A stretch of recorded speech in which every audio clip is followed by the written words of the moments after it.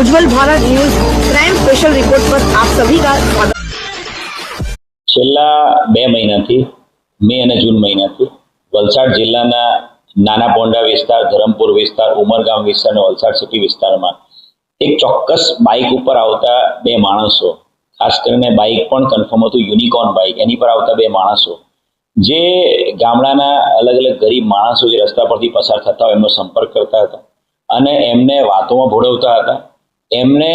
પોતાને દાન કરવાનું છે અને દાન માટે એમણે જે પોટલી લઈને ફરે છે એને સોનું અડાડવાથી એમને સુકન થશે અને એમને પુણ્ય મળશે વ્યક્તિને, એ આશયથી એમણે જે પણ વ્યક્તિએ સોનાનું પેન્ડલ પહેર્યું હોય, સોનાની ચેન પહેરી હોય, સોનાનું બ્રેસલેટ પહેર્યું હોય, એ એમની પાસેથી લઈને આ પોટલીને અડાડવાના બહાને એ લોકો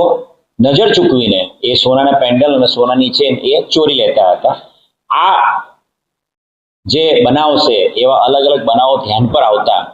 ક્રાઇમ બ્રાન્ચની ટીમ અને સાથે સાથે સમગ્ર જિલ્લાની ટીમ કામે લાગેલી હતી અને આ જે વ્યક્તિ છે આરોપી મુસ્તફા ઉર્ફે બહેરામ ઇજ્જત અલી અજગર અલી સૈયદ, મુસ્તફા ઉર્ફે બહેરામ ઇજ્જત અલી અજગર અલી સૈયદ, આ જે આરોપી છે એની એક ચોક્કસ હકીકત મળી હતી, એને આઈડેન્ટિફાઈ કરવામાં આવ્યો હતો અને ગઈકાલે આ આરોપી સવારના ટાઈમે મહારાષ્ટ્રથી બાઇક ઉપર નીકળ્યો ત્યારે સમગ્ર જિલ્લામાં નાકાબંધી કરી દેવામાં આવી હતી અને ક્રાઇમ બ્રાન્ચ દ્વારા સ્પેસિફિકલી દમણગંગા હાઈવે ઉપર રોડ બ્લોક કરીને આ આરોપીને પકડી પાડવામાં આવ્યો છે. મુસ્તફા ઉર્ફે બહેરામ સૈયદને પકડતાની સાથે વલસાડ જિલ્લાના 7 અલગ અલગ ગુનાઓ આ પ્રકારની એમઓ વાળા, એની સાથે સાથે ભરૂચમાં પણ આ જ પ્રકારનો ગુનો ગયા મહિને એણે કરેલો છે અને એ ઉપરાંત 2024 અને 25ના મહારાષ્ટ્રના જાલના પોલીસ સ્ટેશનના 5 અન્ય ગુનાઓ પણ ડિટેક્ટ થયા છે. કુલ મળીને આ આરોપી પાસેથી 13 ગુનાઓ ડિટેક્ટ કરવામાં સફળતા મળી છે. આરોપીનો ગુનાહિત ઇતિહાસ પણ છે. આરોપી પશ્ચિમ બંગાળના કલકત્તામાં અલગ અલગ સમયે 2017માં 3 ગુનાઓમાં અને મહારાષ્ટ્રના પૂના અને રત્નાગીરી પોલીસ સ્ટેશનમાં પણ 3 ગુનાઓમાં 2021માં પકડાયેલો છે અને ખૂબ જ રીઢો ગુનેગાર છે. આરોપી 2019 અને 2023ના અલગ અલગ 3 ગુનાઓમાં એનું નામ પણ ખોલેલું છે. ગુજરાતના સુરતમાં 2023ના 2 ગુનાઓમાં વોન્ટેડ છે અને મહારાષ્ટ્રના મુંબઈમાં 2019ના એક ગુનાઓ વોન્ટેડ છે. એટલે ખૂબ મોટી સફળતા વલસાડ જિલ્લા ક્રાઇમ બ્રાન્ચને ઈરાની ગેંગના સૂત્રધાર મુસ્તફા સૈયદને પકડીને મળી છે. 13 ગુનાઓ ડિટેક્ટ થયા છે.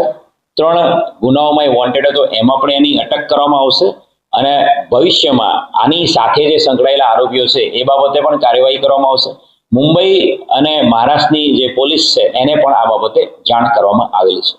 ખાસ કરીને એમનો ટાર્ગેટ નાના પોંડા, ધરમપુરના ગામડા વિસ્તાર એટલા માટે પણ છે કારણ કે એ વિસ્તારોમાં ગામડાઓમાં સીસીટીવી કેમેરાઝ નથી. એ ત્યાંથી બારોબાર બાઇક ઉપર ભાગી જઈ શકે અને ફટાફટ એ લોકો ગુજરાત, વલસાડ જિલ્લો છોડી શકે છે અને જે આપે વાત કરી એ પ્રમાણે ગામડાના લોકો ખૂબ જ સરળ છે, એ લોકો વાતોમાં ભોળવાઈ જાય છે. માતાજીના આશીર્વાદ મળશે, ભગવાન આપણને પુણ્ય આપશે, આપ આપનું સોનાની ચેન ફક્ત પોટલીમાં ડાળી દો અને 2 મિનિટ માટે પોટલીમાં રાખશો એટલે આપને ખૂબ વધારે આશીર્વાદ મળશે ને અમે આવું ગામોગામ બધાને પુણ્ય કમાય એના માટે અમે લોકો પુણ્ય કમાય એના માટે આવીએ છીએ અને આ દાન કરીશું એ આશયથી એ ગરીબ લોકોને વાતોમાં ભોળવે છે ને ત્યારબાદ એ સોનાની ચેન કે સોનાના દાગીના લઈને ભાગી જતા હોય છે. હું સમગ્ર વલસાડની જનતાને, ખાસ કરીને મારા ધરમપુર અને કપરાડા તાલુકાના વિસ્તારના મારા ભોળા લોકોને નમ્ર વિનંતી કરીશ, કોઈ પણ બાઇક ઉપર આવતો વ્યક્તિ જે આપને પોલીસની ઓળખ આપે છે કે અન્ય કોઈ પણ પ્રકારની ઓળખ આપે છે, આગળ પોલીસ ઊભી છે, તમારા દાગીના અમને આપી દો, એ પણ આ લોકોની એક એમો છે ઈરાની ગેંગની. એવી જ રીતે કોઈ પણ વ્યક્તિ આપને માતાજીના ખૂબ જ આશીર્વાદ મળશે, પુણ્ય મળશે એમ કહીને આપની દુકાન ઉપર કે રસ્તામાં આપને રોકીને આપને મળે છે તો કોઈ પણ સંજોગોમાં આવા કોઈ પણ વ્યક્તિને આપે આપના કોઈ પણ દાગીના, વીંટી, સોનાની ચેન કે બ્રેસલેટ કંઈ પણ આપવું જોઈએ નહીં અને આવા કોઈ પણ વ્યક્તિ ગામડામાં ફરતા દેખાય તો તાત્કાલિક એવા વ્યક્તિના બાઇક નંબર નોટ કરી લેવા જોઈએ અને એવા વ્યક્તિ વિશે તાત્કાલિક વલસાડ જિલ્લા પોલીસ કંટ્રોલ રૂમને જાણ કરવી જોઈએ. વલસાડ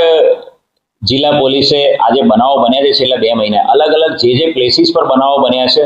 એ તમામ જગ્યાના ટાવર ડમ્પ લેવામાં આવ્યા હતા. જે જગ્યાઓ ઉપર સીસીટીવી કેમેરાઝ, નજીકના હાઈવે પરના સીસીટીવી કેમેરાઝ જ્યાંથી બાઇકની મૂવમેન્ટ થઈ શકી હોય, એ ઉપરાંત શહેરમાં જ્યારે એમણે વલસાડ સિટીને ટાર્ગેટ કર્યું ત્યારે એ જગ્યાના સીસીટીવી કેમેરાઝ, એ તમામ સીસીટીવી કેમેરા આઈડેન્ટિફાઈ કરવામાં આવ્યા હતા અને એના આધારે એક ચોક્કસ બાઇક આઈડેન્ટિફાઈ કરવામાં આવ્યું હતું અને બાઇક આઈડેન્ટિફાય કર્યા પછી આગળ જે સીસીટીવી કેમેરા એનાલિસિસ અને ટાવર ડમ્પ એનાલિસિસ આધારે એક ચોક્કસ વ્યક્તિ જે સીસીટીવી ફૂટેજમાં દેખાતો ચોક્કસ વ્યક્તિ એની પર વર્કઆઉટ કરવામાં આવ્યું હતું અને આ વર્કઆઉટ કરવા માટે નેશનલ લેવલની જે અલગ અલગ ક્રાઇમ બ્રાન્ચના પોલીસોની જે ટીમ છે એની પણ હેલ્પ લેવામાં આવી હતી અને આ અક્યુઝને આઈડેન્ટિફાય કરવામાં આવ્યો હતો અને આઈડેન્ટિફાય કર્યા બાદ એ અક્યુઝ જે દિવસે મુંબઈથી વલસાડ તરફ આવવા માટે ગુનાને અંજામ આપવા માટે નીકળ્યો હતો ત્યારે જ એને દમણગંગા હાઈવે ઉપર એને કોર્ડન કરીને રોકી લેવામાં આવ્યો હતો, પકડી પાડવામાં આવ્યો. Thanks for watching UB News. Like and comment, and don't forget to subscribe for latest updates. Subscribe our channel.